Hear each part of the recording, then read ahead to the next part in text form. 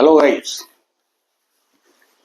तो आज मैं आप लोगों के लिए कन्वर्स थेल्स थ्योरम या आप इसको कन्वर्स बेसिक प्रोपोर्शनलिटी थ्योरम कहते हैं। ठीक है। अब ये कन्वर्स शब्द का मतलब जनरली देखता हूं मैं, लोग बोलते हैं कि उल्टा उल्टा। तो कन्वर्स शब्द का मतलब उल्टा नहीं होता है। कन्वर्स शब्द का मतलब क्या होता है, हम थोड़ा सा आपको समझाने का प्रयास कर रहे हैं। आप भी थोड़ा समझने का प्रयास करिए। ठीक है, बहुत सिंपल है। जैसे थेल्स थ्योरम में क्या गिवन था कि इन दोनों पार्ट का रेशियो अगर बराबर हो, यानी कि AD बाई BD अगर AE बाई C के इक्वल हो, यही ना है, प्रूफ करना था। उसमें कंडीशन गिवन क्या था कि एक ट्रायंगल ABC था जिसमें L एक लाइन पैरेलल BC के साथ था, मतलब ये गिवन था।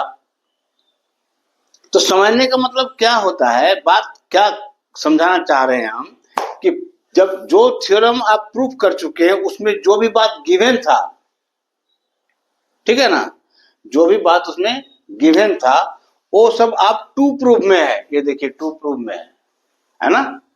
थेल्स थ्योरम में क्या था, DE parallel to BC given था, अभी इसको प्रूफ करना है। ठीक। और थेल्स थ्योरम में आपने प्रूफ क्या किया है, AD by BD equal to AE by C। ठीक है कि नहीं। तो ये जो आपको प्रूफ करना था वो अब आपको गिवन में है। देखिए गिवन, ये देखिए गिवन में है। ठीक है, क्लियर। अब चलिए इस थ्योरम को डिस्कस करते हैं। आपका समय थोड़ा कम खपत हो इसलिए मैंने पहले ही पूरा डेरिवेशन को बोर्ड पे लिख लिया है और अब मैं आपको बढ़िया से एक्सप्लेन करके सारा बात समझाने का प्रयास कर रहा हूं। आप भी मेरे साथ दीजिए और समझने का प्रयास करिए। ठीक है, नाउ स्टार्ट। तो क्या है, एक ट्रायंगल ABC गिवन है कन्वर्स में। A triangle ABC, a line L है जो intersect at D and E, जो इंटरसेक्ट किया D में और E में, मतलब इंटरसेक्ट किया, टच किया, पास किया, इंटरसेक्ट किया। ठीक है, ऐसा है सच दैट, इस तरह से इंटरसेक्ट किया such that AD by BD equal to AE by C। ये आपका गिवन है। ठीक है, कंस्ट्रक्शन में मैंने लिया DE dash parallel to BC। ये जो DE डैश है ना, इसको मैं पैरेलल लिया कहां, कंस्ट्रक्शन में। ध्यान रखिएगा, कंफ्यूज नहीं करना है। ये कंस्ट्रक्शन में मैंने DE डैश को BC का पैरेलल लिया, ये मैं लिख दिया हूं। तो इस गिवन इंफॉर्मेशन और इस कंस्ट्रक्शन के सहारे हमें प्रूफ करना है कि DE parallel to BC, DE parallel to BC, ये हमें प्रूफ करना है। ठीक, देखिए ये एक्चुअल में कंट्राडिक्टरी मेथड कहा जाता है इसको। ठीक है ना। अब यहां जैसे हमने कंस्ट्रक्शन में DE पैरेलल टू BC लिया, तो अगर हम इन दोनों को पैरेलल लेते हैं तो अकॉर्डिंग टू थेल्स थ्योरम क्या होगा, according to Thales theorem AD by BD equal to AE dash by CE dash होगा। यही ना थेल्स थ्योरम बोल रहा है। तो चूंकि यहां देखिए लिखा मैं, here DE dash parallel to BC by construction, ऐसा मैंने कंस्ट्रक्शन में आपको बताया है। ठीक है, तो अगर DE डैश पैरेलल है BC के साथ, DE डैश पैरेलल है BC के साथ, तो अकॉर्डिंग टू थेल्स थ्योरम ये बाई थेल्स थ्योरम और बाई BPT, शॉर्टकट में आप BPT लिखें।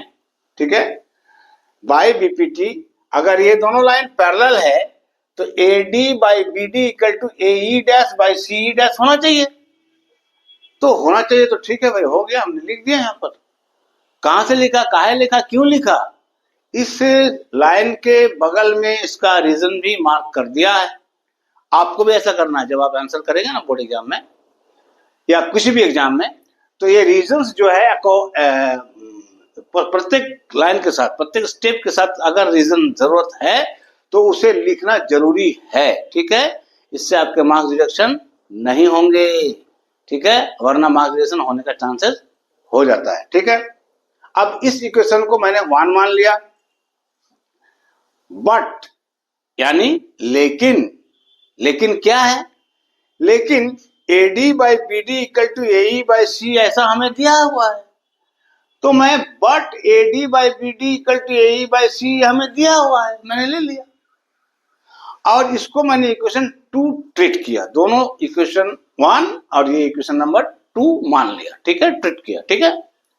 अब from equation 1 and 2 we get, दोनों इक्वेशन को अब हम लोग कंपेयर किए तो हम लोगों को क्या मिला, देखिए AD बाई BD इक्वेशन 1 का और AD बाई BD इक्वेशन 2 का, दोनों तो सेम है ना। तो इन दोनों इक्वेशन में जो लेफ्ट पार्ट है वो दोनों इक्वल है, बट नेचुरल मैथमेटिकली अगर A इक्वल टू ये है और यही इक्वल टू ये है, या A इक्वल टू ये है और यही इक्वल टू ये है, तो क्या होगा, ये दोनों भी इक्वल होगा, ठीक है ना। चूंकि ये दोनों इक्वल है तो इन दोनों को भी इक्वल होना होगा, तो इसलिए इक्वेशन 1 को और 2 को अगर हम कंपेयर करते हैं तो हम देखते हैं लेफ्ट पार्ट इक्वल है तो राइट पार्ट भी इक्वल होगा, तो मैंने राइट पार्ट को इक्वल लिख दिया, यानी कि AE dash by CE dash, ये देखिए बाई इक्वल टू क्या हो जाएगा, AE बाई C, ये देखिए AE बाई C लिख लिया, कोई दिक्कत नहीं ना। फिर से बताता हूं, इक्वेशन 1 कैसे मैंने होल्ड किया, DE डैश B के साथ BC पैरेलल है बाय कंस्ट्रक्शन, एक कंस्ट्रक्शन हमने लिया है, यहाँ देखिए कंस्ट्रक्शन लिखा है, तो अगर ये पैरेलल है तो अकॉर्डिंग टू थेल्स थ्योरम क्या होगा, AD by BD equal to AE dash by CE dash, तो सो मैंने लिख भी दिया रीजन कि ये अकॉर्डिंग टू BPT है, क्लियर हो गया ना। अब हमें गिवन है कि AD by BD equal to AE by C, तो मैंने इस बात को लिख दिया कि, लेकिन हमें ऐसा दिया हुआ है कि AD by BD equal to AE by C, तो रीजन भी लिख दिया, कैसे हमें पता चला, तो ये हमें दे दिया क्या है। अब दोनों इक्वेशन 1 2 को कंपेयर किया तो लेफ्ट साइड को इक्वल मिला, तो राइट साइड इक्वल होंगे, तो AE dash by CE dash equal to AE by CE होगा, क्लियर। अब हमने क्या किया, इस इक्वेशन के बोथ साइड में 1 ऐड कर दिया, adding 1 to both side we have, ये देखिए यहाँ इक्वेशन है, यहाँ आप ऑफ कोर्स नहीं, ये देखिए AE dash by CE dash, इसमें 1 ऐड कर दिया आपने, उधर इक्वल टू है AE बाई C, इसमें भी 1 ऐड कर दिया। आइए आप इसको सिंप्लीफाई करिए, अब देखिए 1 के नीचे कुछ नहीं है तो 1 है, 1 और CE डैश का एलसीएम क्या होगा, CE डैश, तो CE डैश लिख दिया। अब CE डैश को CE डैश से डिवाइड करेंगे तो क्या होगा, तो 1 होगा, तो 1 को क्या करना पड़ता है, AE डैश के साथ 1 को मल्टीप्लाई किए तो ये AE डैश हो गया, ठीक है ना। ये सिंपल फ्रैक्शनल एडिशन का जो स्टेप्स है, जो रूल्स है, उसके सहारे मैंने पूरा एक्सप्लेन कर दिया आपको, ठीक है। तो इसी प्रकार ये भी AE प्लस CE हो गया, इधर भी हमने सिंप्लीफाई किया तो AE और प्लस CE बाई C हो गया, ठीक है। अब देखिए दोनों नेक्स्ट स्टेप में क्या हुआ, इन दोनों को जोड़िए, AE dash CE dash, AE dash और CE डैश, ये दोनों को अगर आप जोड़ देते हैं, AE डैश और CE डैश दोनों को अगर आप जोड़ देते हैं तो क्या हो जाएगा, AC होगा ना, ये देखिए इसलिए यहाँ AC लिख दिया, ठीक है। फिर उसके बाद देखिए यहाँ देखिए इस स्टेप में देखिए AE plus C, AE plus CE क्या होगा, ये भी तो AC ही होगा ना, तो यहां भी AC लिख दिया। अब देखिए दोनों फ्रैक्शन के numerator to both side equal है, तो ये तो कैंसिल हो सकता है, तो ये कैंसिल हो गया, ठीक है, AC AC कट हो गया, तो 1 by CE dash 1 by CE, तो अगर 1 by CE dash 1 by CE के साथ इक्वल हो तो बट नेचुरल कि CE डैश और C भी इक्वल होगा, ठीक है, CE डैश और C भी इक्वल होगा। तो हमको एक बात आप लोग बात बढ़िया समझिए, CE डैश और CE इक्वल अगर होगा, हम कैलकुलेशन से देख रहे हैं, इसका मतलब क्या हुआ? इसका मतलब ई और ई डैश एक ही पॉइंट है, ये कोइंसाइड कर रहा है, मिल रहा है एक जगह पर, एक ही पॉइंट है। इसलिए thus E and E dash coincide. Thus E and E dash coincide, which contradicts that DE dash is parallel to BC. तो ये कंट्राडिक्ट कर दिया कि DE dash parallel to BC, जो हम लोग यहाँ पर बाय कंस्ट्रक्शन लिए थे, यहाँ गलत सिद्ध कर दिया। इसलिए अगर ये गलत सिद्ध कर दिया तो क्या होना चाहिए? DE पैरेलल टू BC होना चाहिए। अगर ये सही नहीं है तो ये सही होगा। इस प्रकार DE पैरेलल टू BC जो आपको प्रूफ करना था। फिर वही बात, जब भी जियोमेट्रिकल प्रूफ आप करें तो प्रूव्ड ना लिखकर QED लिखें। प्रूव्ड शब्द का प्रयोग अदर देन जियोमेट्रिकल फील्ड में किया जाता है, ठीक है। जियोमेट्रिकल फील्ड में QED का प्रयोग किया जाता है, ये 100% परफेक्ट है रूल, ठीक। अब इसका फुल फॉर्म आपको कई बार बता चुका हूं, फिर बता देता हूं। कोड इरैट डेमोन्स्ट्रेंडम इसका फुल फॉर्म है। ये एक लैटिन भाषा से है, लैटिन लैंग्वेज से है। इसका मतलब होता है जो हम प्रूफ करने के लिए चले थे सो हमने प्रूफ कर दिया। क्या समझ में आया? ठीक है। और अगर इसके बावजूद भी आपको कहीं कोई डाउट, कोई कहीं कंफ्यूजन, कोई किसी प्रकार का क्वेश्चन मार्क आपको हो तो आप कमेंट बॉक्स में जाओ। वेरी सिंपल, आप कमेंट बॉक्स में जाके वहां पर अपना कमेंट लिखो, हम उसे देखेंगे।